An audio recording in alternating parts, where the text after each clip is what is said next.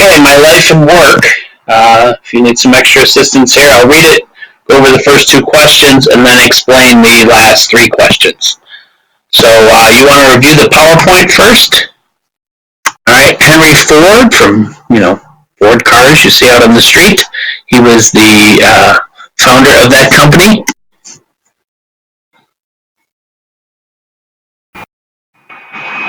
So Henry Ford was an inventor and business person who founded the Ford Motor Company.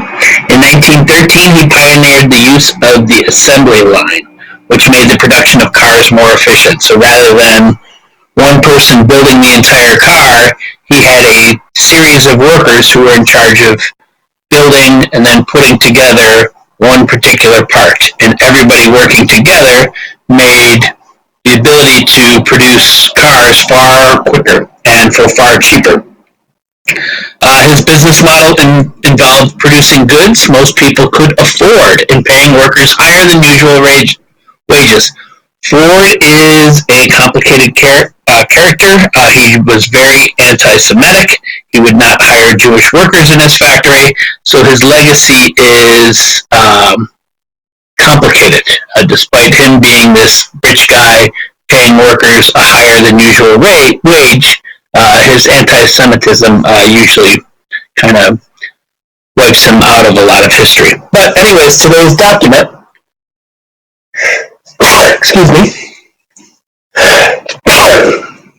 comes from Ford's autobiography, in which he explains how he ran his car company. Vocabulary words we'll see is disservice is harm, prosperous, wealthy, initiative is motivation and hard work, and ingenuity is cleverness and originality. So here is the assignment. Laws can do very little. Law never does anything constructive. It can never be more than a policeman, and so it is a waste of time to look at our state capitals or to Washington to do that which law was not designed to do. As long as we look to legislation to cure poverty or abolish special privilege, we are going to see poverty spread and special privilege grow. We've had enough of looking to Washington, and we've had enough of legislators. Not so much, however, in this as in other countries, promising laws to do that which laws cannot do. There is no reason why a man who is willing to work should not be able to work and receive the full value of his work. There is equally no reason why a man who can but will not work should not receive the full value of his services to the community. He should most certainly be permitted to take away from the community an equivalent of what he contributes to it. If he contributes nothing, he should take away nothing. He should have the freedom of starvation. We are not getting anywhere when we insist that every man ought to have more than he deserves to have, just because some do get more than they deserve to have. There can be no greater absurdity and no greater disservice to humanity in general than to insist that all men are equal. So basically what Ford's saying in these first two paragraphs, this first paragraph he's saying, hey, government's bad at this. Government's never going to produce equality. So it's up to workers, okay, and it's up to the businesses. And he's saying, hey, if you work hard, you should be rewarded for it. If you don't work hard, you should be punished, and you shouldn't get what other people get, okay? You shouldn't get handouts from the government, all right? We announced and put into operation in January 1914 a kind of profit-sharing plan in which the minimum wage for any class of work and under certain conditions was $5 a day. At the same time, we reduced the working day to 8 hours. It had been 9, and the work week to 48 hours. This was an entirely voluntary act. What Ford does there is he gives all his workers a significant raise, and he cuts back on their work week and the amount of hours they have to work a day. And this was done out of what he's saying, the goodness of his heart.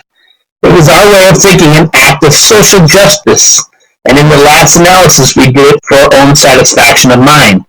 There was, however, no charity in any way involved. That was generally understood.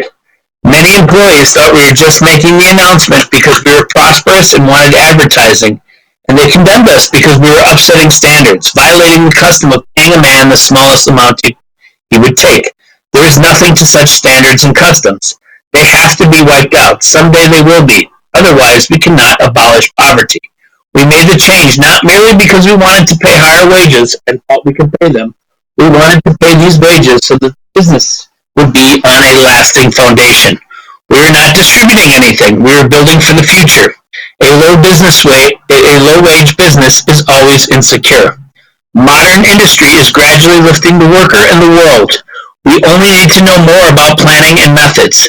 The best results can and will be brought about by individual initiative and ingenuity, by intelligent individual leadership.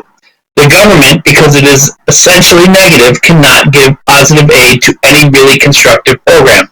It can give negative aid by removing obstructions, blocks to progress, and by ceasing to be a burden upon the community. Alright, so the 5 questions you guys have to answer for this assignment. We've done the first 2 for you. So according to Ford, why did he raise wages? Because it was the right thing to do and it made Ford feel good. But it was not an act of charity. He's arguing that his workers deserved these raised wages. Number 2, according to Ford, how is the government's role different from the role of businesses in helping workers? And Ford argued that government is generally not very good at its job and is corrupt. So the result is the poor continue to be poor and the privileged continue to get more privilege.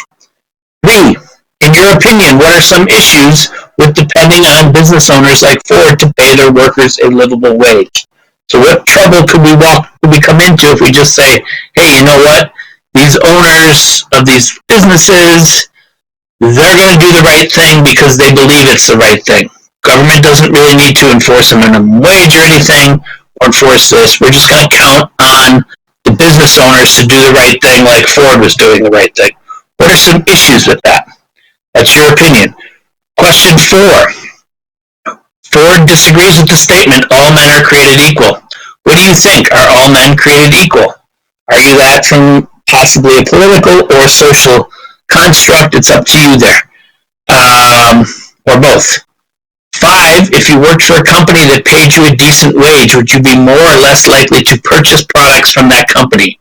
Why or why not? Okay, I hope this helped. If you have questions on any of these, feel free to email me and I will be happy to guide you through that question. All right, hope everything's going well. Thanks. Enjoy the assignment.